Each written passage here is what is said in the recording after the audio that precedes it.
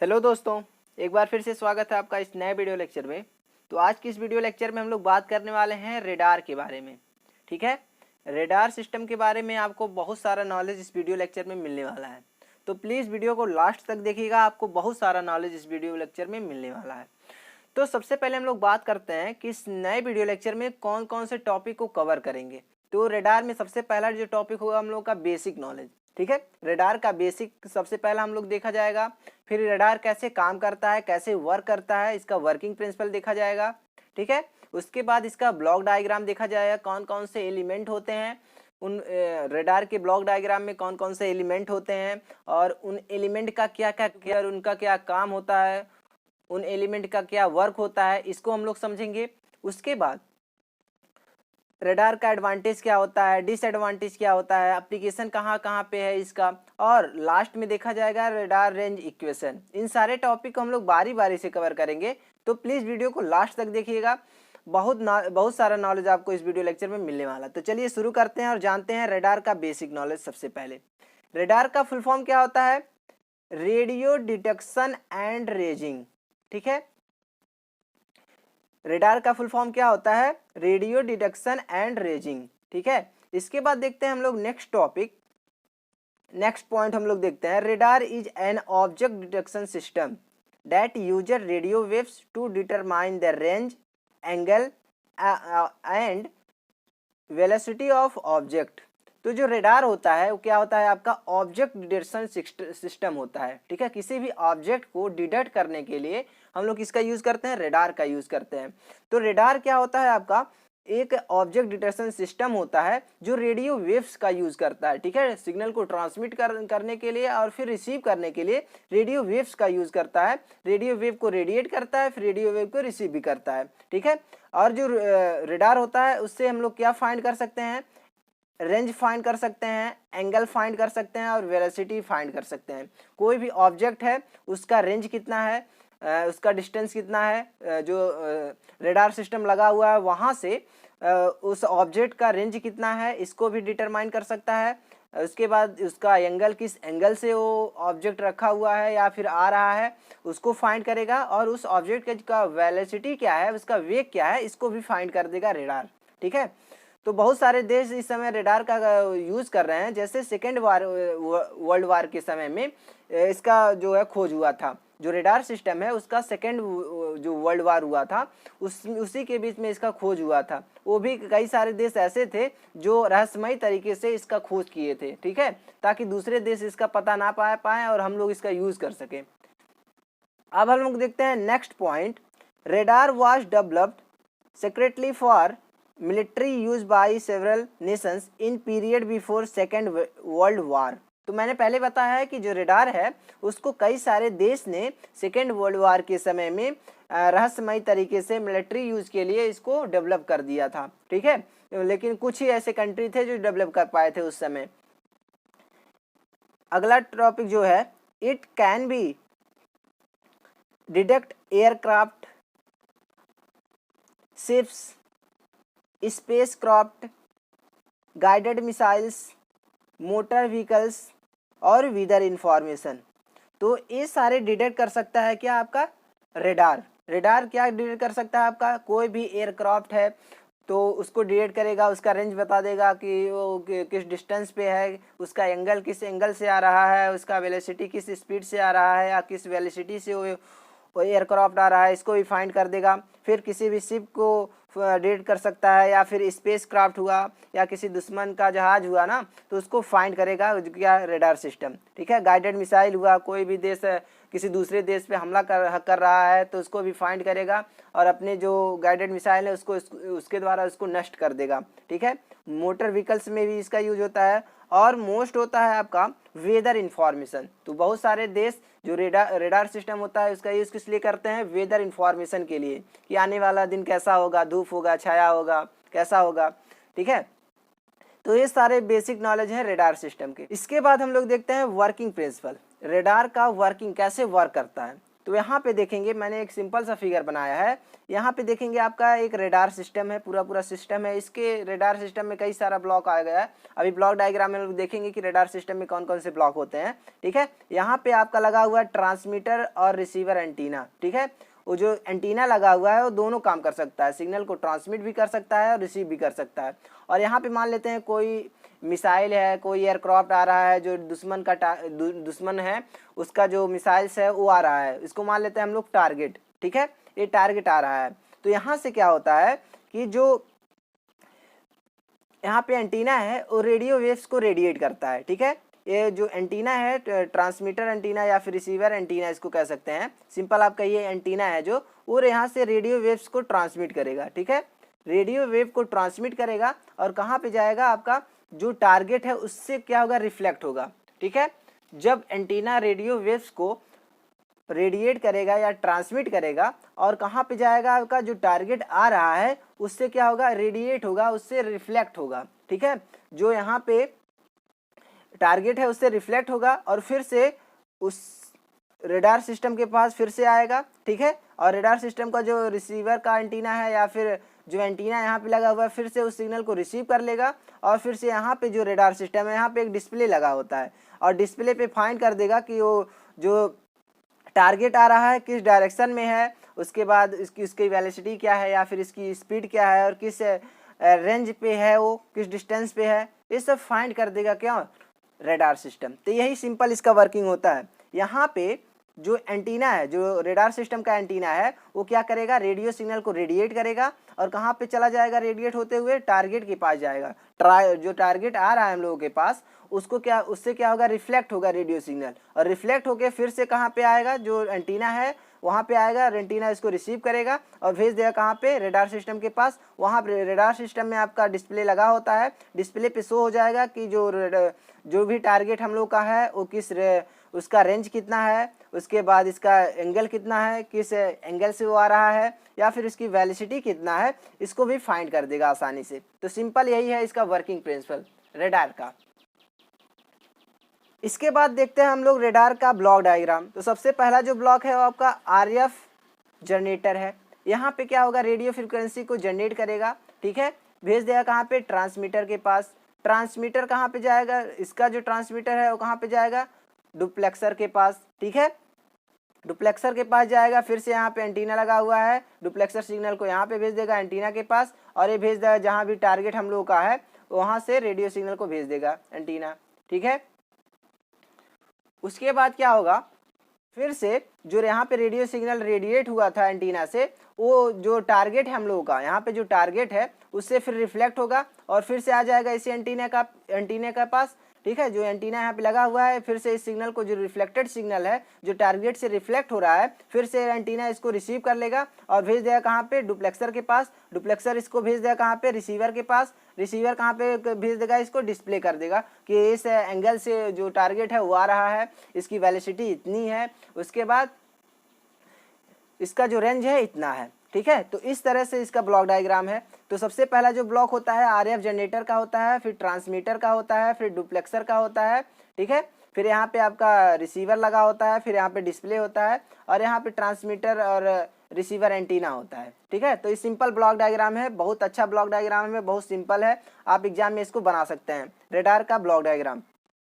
इसके बाद हम लोग देखते हैं कि रेडार सिस्टम का एडवांटेज क्या है, किस लिए इसका यूज़ करते हैं, क्यों इसका हम लोग यूज़ करते हैं, इसको हम लोग समझते हैं। तो first point, radar can determine the position, range, angle, velocity of object. तो कोई जो भी रेडार है वो किसी भी टारगेट का, कोई भी एयरक्राफ्ट है या शिप्स है, उसका क्या करेगा, पोजीशन को फाइंड कर देगा, उसके रेंज को फाइंड कर देगा, उसके एंगल को फाइंड कर देगा, उसकी वेलोसिटी को फाइंड कर देगा। ठीक है, उसके बाद next point, it can see through darkness, hedge, fog, rain, snow. तो अगर अंधेरे में भी काम कर सकता है। ठीक है, जो ऑब्जेक्ट है उसको देख सकता है, देखा जा सकता है रेडार सिस्टम के द्वारा। अंधेरे में भी ऑब्जेक्ट को देखा जा सकता है या फिर छाया आ गया वहाँ पे भी देखा जा सकता है। फॉग, बर्फ गिर रहा है, फॉग है, धुआं है, वहाँ पे भी रडार सिस्टम काम कर सकता है। बारिश हो रहा है फिर भी ऑब्जेक्ट को डिटेक्ट कर सकता है, और फिर बर्फ गिर रहा है कहीं पे, वहाँ पे भी रडार सिस्टम वर्क कर सकता है। ठीक है, जो भी ऑब्जेक्ट है उसको दिखा सकता है हम लोगों को। तो ये सारा क्या है आपका एडवांटेज है रडार सिस्टम का।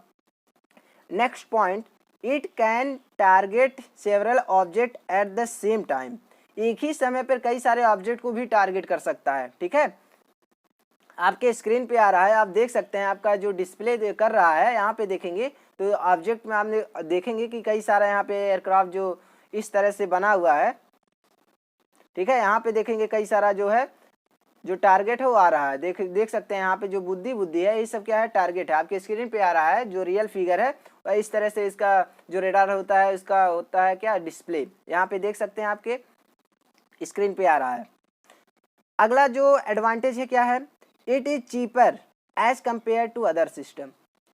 ठीक है, अगर अदर सिस्टम से हम लोग कंपेयर करें तो जो रेडार सिस्टम होता है क्या होता है चीपर होता है।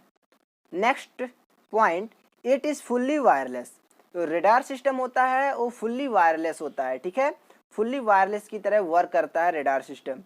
नेक्स्ट एडवांटेज क्या है, it is fast if the area is not too large. जो रेडार सिस्टम होता है फास्ट होता है, बट इसका डिसएडवांटेज क्या हो जाता है कि लार्ज एरिया के लिए फास्ट नहीं होता है। ठीक है, अगर शॉर्ट डिस्टेंस में किसी चीज़ को फाइंड करना है तो जो रेडार सिस्टम है वो फास्ट काम करेगा। लेकिन कहीं भी अगर दूर डिस्टेंस पे कोई ऑब्जेक्ट आ रहा है, दूर कहीं से आ रहा है, कहीं पर दूर है, हमारे जो रेडार सिस्टम वहाँ से दूर है, तो थोड़ा सा इसको कवर करने के लिए इसको डिटेक्ट करने के लिए ऑब्जेक्ट को थोड़ा सा समय लगेगा उसमें। ठीक है, it covers a wider geographical area. तो जो रेडार होता है वो वाइडर जियोग्राफिकल एरिया को कवर कर सकता है। ठीक है, कवर करता है। तो ये सारे कुछ एडवांटेज हुए रेडार सिस्टम के। इसके बाद समझते हैं रेडार सिस्टम के कुछ एडवांटेज तो हो गए, लेकिन इसकी कुछ डिसएडवांटेज भी होते हैं, कुछ लिमिटेशंस भी होते हैं, इसको हम लोग समझते हैं। तो फर्स्ट जो डिसएडवांटेज है वो क्या है, radar can identify internal aspect of the target.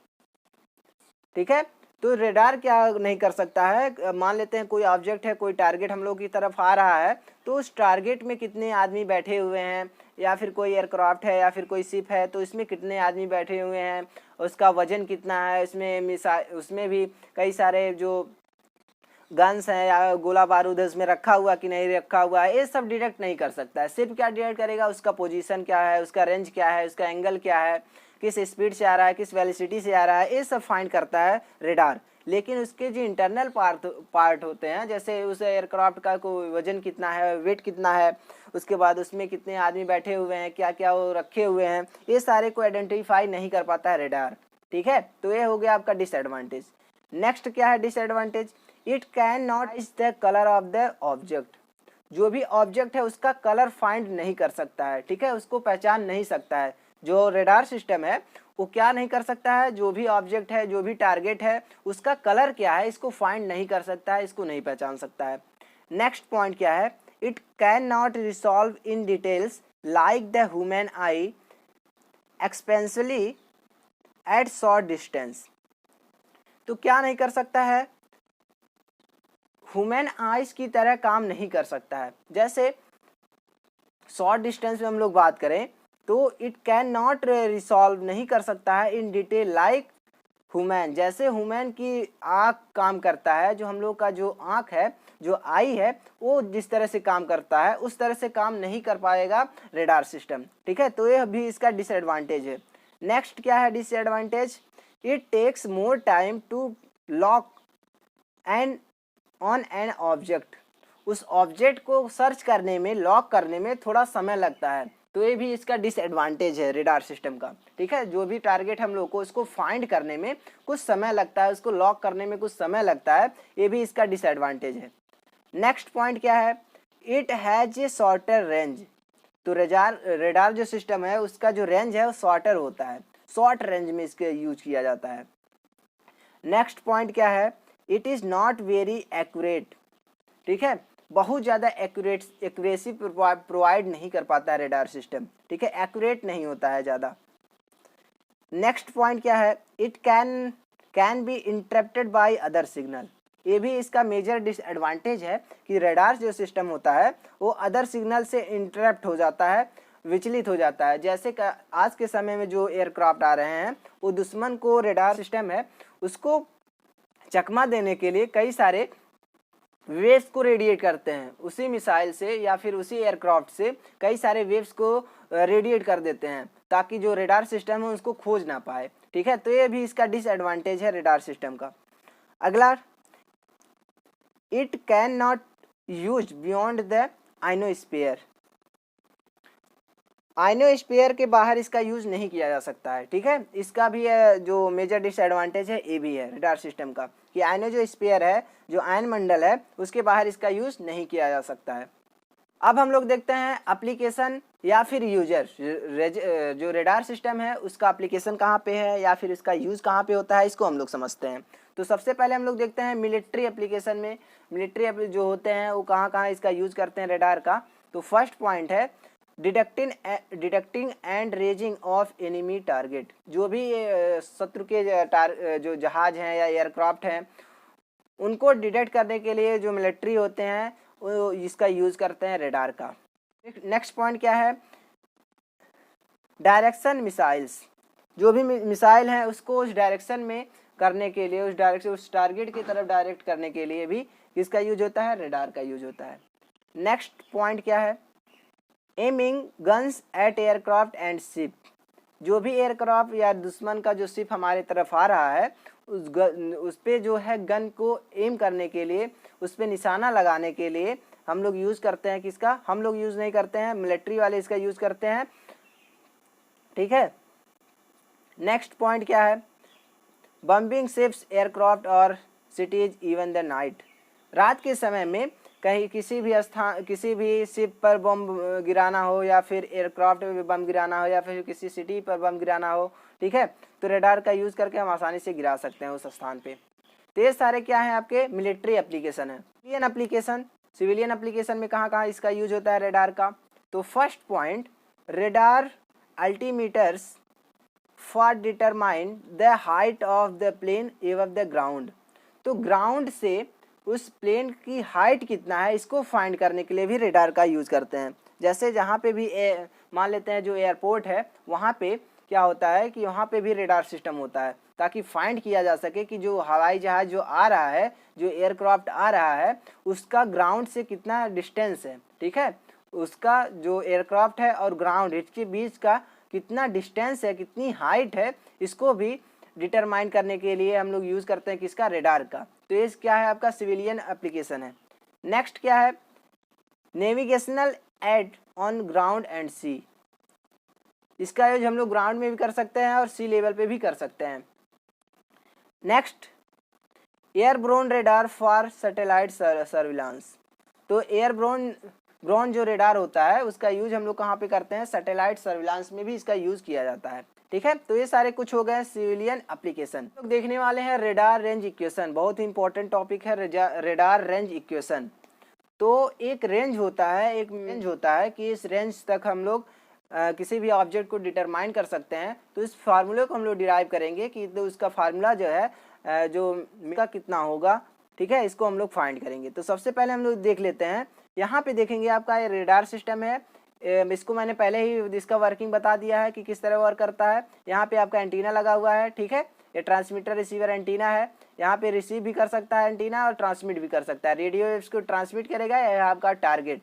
ठीक है, टारगेट है। तो इस एंटीना से जो यहाँ पे लगा हुआ है रडार और उसका टारगेट, ठीक है, इन दोनों के बीच का जो रेंज है वो क्या है आपका आर है, आर से रिप्रेजेंट करते हैं। और जो एंटीना है उसका जो गेन है वो कितना है, जी। ठीक है, जो एंटीना यहाँ पे हम लोग लगाए हैं उसका जो गेन है वो कितना है, जी है। और इसका जो टारगेट है, उसका जो टारगेट एरिया है उसको क्या किससे रिप्रेजेंट करेंगे हम लोग, सिग्मा से रिप्रेजेंट करेंगे। ठीक है, तो ये सारे जो टर्म है अभी यूज होगा, जब हम लोग डिराइव करेंगे इक्वेशन को तो इसका यूज होगा, इसको ध्यान में रखिएगा। चलिए हम लोग डिराइव करते हैं। तो power density bye isotropic source का जो पावर डेंसिटी है कितना होगा, तो PT total power upon 2r²। ठीक है, इसको आप लोग याद कर लीजिएगा कि जो पावर डेंसिटी होगा कितना होगा, आइसोट्रोपिक जो सोर्स है उसका पावर डेंसिटी कितना होगा, total power PT upon 2r²। ठीक है, PT क्या है, टोटल पावर है, R क्या है, रेंज है, इनके बीच का रेंज है क्या, r²। इसके बाद हम लोग क्या करते हैं, अगर मान लेते हैं कि जो एंटीना है उसका जो गेन है वो G है। ठीक है, एंटीना का जो गेन है वो G है, तो इसमें क्या करेंगे हम लोग, मल्टीप्लाई कर देंगे G से। ठीक है, उसके बाद पावर डेंसिटी कितना होगा, तो देन पावर डेंसिटी हो जाएगा आपका PT into G upon 4πr²। ठीक है, इतना हो गया आपका पावर डेंसिटी। इसके बाद देखते हैं कि जो टारगेट है, ठीक है, टारगेट का जो टारगेट एरिया है वो क्या है आपका, सिग्मा है। टारगेट का जो टारगेट एरिया है वो कितना है, सिग्मा है। तो सिग्मा से भी पावर डेंसिटी वाले फार्मूले में हम लोग इक्वेशन में क्या कर देंगे, सिग्मा से मल्टीप्लाई कर देंगे। तो PT इंटू जी इंटू सिग्मा, ठीक है, अपॉन बाई r² हो जाएगा। यहाँ तक आपको समझ में आ गया होगा अच्छे से। इसके बाद देखते हैं कि पावर डेंसिटी कितना होगा। तो power density bye reflected signal, जो भी टारगेट है उससे जो रिफ्लेक्ट हो रहा है उसके बाद जो पावर डेंसिटी है कितना है, उसके बाद जो पावर डेंसिटी होगा कितना होगा, इस इक्वेशन में हम लोग मल्टीप्लाई करेंगे 1/4πr² से। ठीक है, उसमें कितना से हम लोग मल्टीप्लाई करेंगे, 1/4πr² से मल्टीप्लाई कर देंगे इस इक्वेशन में। तो क्या हो जाएगा आपका, पावर डेंसिटी हो जाएगा बाय रिफ्लेक्टेड सिग्नल। ठीक है, तो इसमें जब मल्टीप्लाई हम लोग करेंगे तो कितना हो जाएगा, PT into G into sigma हो जाएगा। इसका क्या हो जाएगा आपका, होल स्क्वायर हो जाएगा। ठीक है, दोनों सेम है तो इसका दोनों का होल स्क्वायर हो जाएगा। ठीक है, यहाँ तक आपको समझ में आ गया होगा। अब हम लोग समझते हैं कि जो इफेक्टिव एरिया है किसका, एंटीना का। ठीक है, इसको रिप्रेजेंट करते हैं AE से। ठीक है, एंटीना का जो रिफ्लेक्टिव एरिया है उसको किससे रिप्रेजेंट करेंगे, AE से। देन जो रिसीव्ड पावर होगा वो कितना होगा, रिसीव्ड पावर को हम लोग PR से रिप्रेजेंट करेंगे। तो PR जो हो जाएगा इक्वल टू हो जाएगा PT into G into sigma, इसका मल्टीप्लाई कर देंगे AE अपान हो जाएगा 4πr² का होल स्क्वायर। ठीक है, तो ये क्या है आपका रिसीव्ड पावर है। इसके बाद for maximum range R max, इसी को हम लोग को फाइंड करना है, आर मैक्स की रेंज कितना है, किस डिस्टेंस पे जो ऑब्जेक्ट है या फिर जो टारगेट है वो है। ठीक है, तो मैक्सिमम रेंज कितना होगा इसको हम लोग समझते हैं।